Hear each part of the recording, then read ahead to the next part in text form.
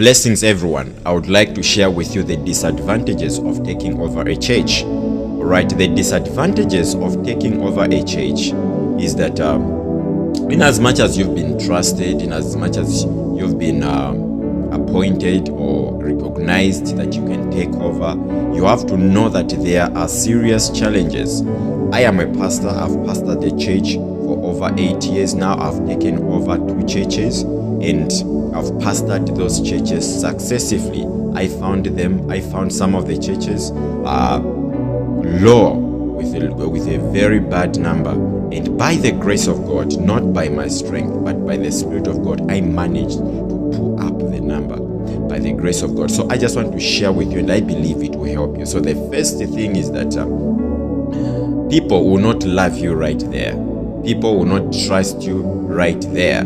Okay, because those people, those members are still connected to the recent man of God. Maybe the man of God left the church out of frustration, or maybe the person left the church maybe due to transfer, or maybe due to rebellion. So all those things are very, very important to spot. So you find that people will not really love you, okay, like that pastor. That's one thing you just have to accept. Okay, so the other thing is that you will be compared to each and every time, and at some point you begin to hear the members saying, me, I liked that pastor because that pastor used to treat us this way, used to talk to us this way, used to do this for us, used to talk like this to us.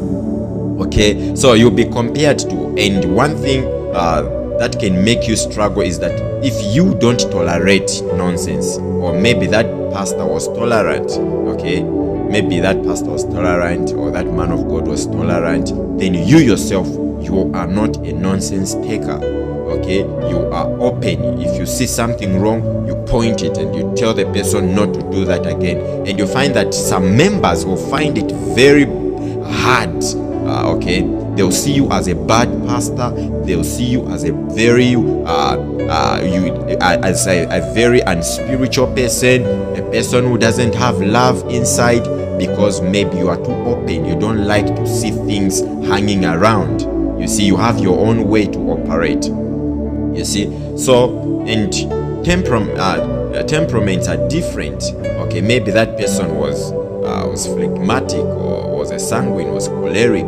Okay, all those things they are so important to know before you take over a church. So you have to be ready to fight all these activities and be yourself. Don't try to be like that man of God, because the more you try to be like that man of God, the more mistakes you will make. So flow according to your calling, flow according to the way God has called you. If that you find that if that person maybe used to prophesy very deep, then you need to find your strength also in order to hit the maximum point. Okay, you need to make sure that you see where the man of God left a space, seal that space. You see, maybe they were so much into the prophetic and they were not in the word. So you make sure you teach them, make sure you impart something until they become part of your ministry. You see, you have to know this. And the other thing is that some people will hate you. They will never love you, because everything you do, they'll say, I wish that pastor was here. And everything you say, they'll even confront you and tell you, you are not my spiritual father. Okay, so you need to be wise, especially when you are dealing with the people you just found as a pastor. You just took over a church. So make sure you are so patient with the people. Make sure you know the people. Don't start just rebuking them. I know you are not a tolerant person, but learn them. Let them be close to you. Learn them. Show them that you love them before you rebuke them. Because sometimes it's not that you don't say the truth. Okay? Sometimes it's not that you are not correcting them. You are not leading them in the right path, but you are not relating with them properly. So relate with them properly, love them, be with them, talk to them, Be there when they are sick. Be there when they've got problems. Even when they make a mistake, when you rebuke them, they'll be able to take that rebuke with all their hearts and they'll be transformed. Right? Then the other thing is that when you are taking over the church, the leaders will hate you. Some will not show the hatred. They will show the love, but they will still be comparing you, because it's not you who formed that leadership. It's not you who formed that leadership. Okay, so the best thing you can do is also do the same. Draw close to them, know them, be patient. Don't change anything. Don't change anything. Be patient with them. Make sure you don't try to show them that you don't like them or you don't tolerate. Make sure you tolerate certain things at some point, not all the time. Okay, know their weaknesses.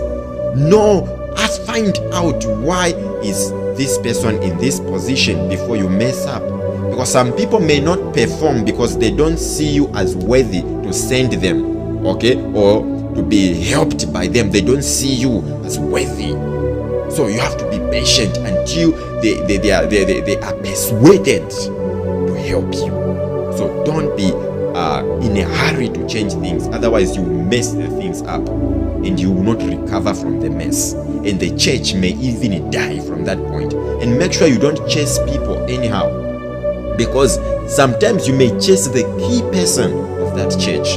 There is always a key person of that church. Then from there, as you be advancing, make sure you draw close the people who are flowing with you and make them leaders at the end of the day, and growth begin to grow, begin to happen. Okay, so me, the way I survived most of the times, I waited. I didn't remove anyone. Okay, and when I saw that this person doesn't love me, I try this, I try that. I prayed, but I saw that nothing is changing. The church is not growing. What I would do, I would put an assistant. Okay, I would put an assistant to be an assistant of that person who doesn't flow with me, so that if anything, that person will be removed. That person will be the main person. That is how it is. Otherwise, you cannot work with people who don't flow with you. But don't be in a hurry. May God bless you. Keep following. God bless you. I love you. Keep following. Subscribe to my channel.